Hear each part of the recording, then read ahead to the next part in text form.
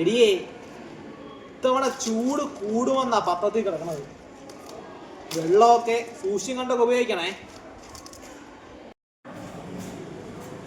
മോളെ മോളെ എനിക്ക് ഇന്ന് സ്കൂളുള്ളതല്ലേ?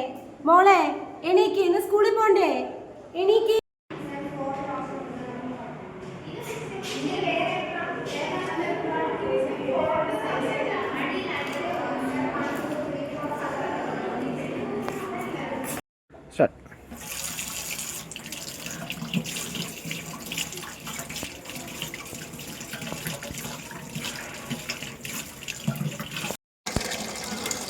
മോളെ നീ എന്തിനാ ടാപ്പ് തുറന്നിട്ടിരിക്കണേ?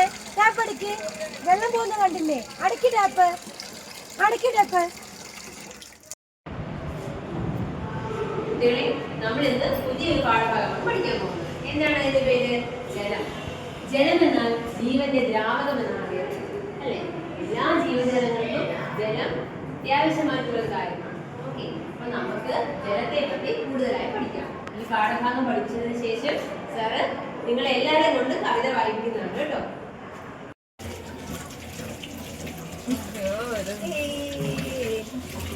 കുട്ടികളെ, നിങ്ങൾ എന്താ ഈ കാണിക്കുന്നേ?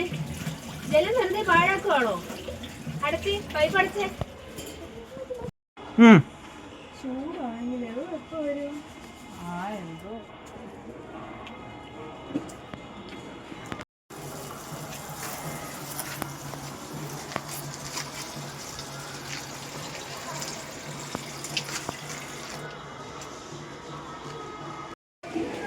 ജലം അമൂല്യമായ വസ്തു.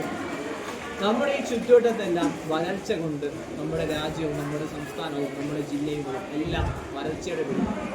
അതിൽ നിന്ന് നമുക്ക് എന്ത് ചെയ്യണം? ഒരു മോചനം വേണം.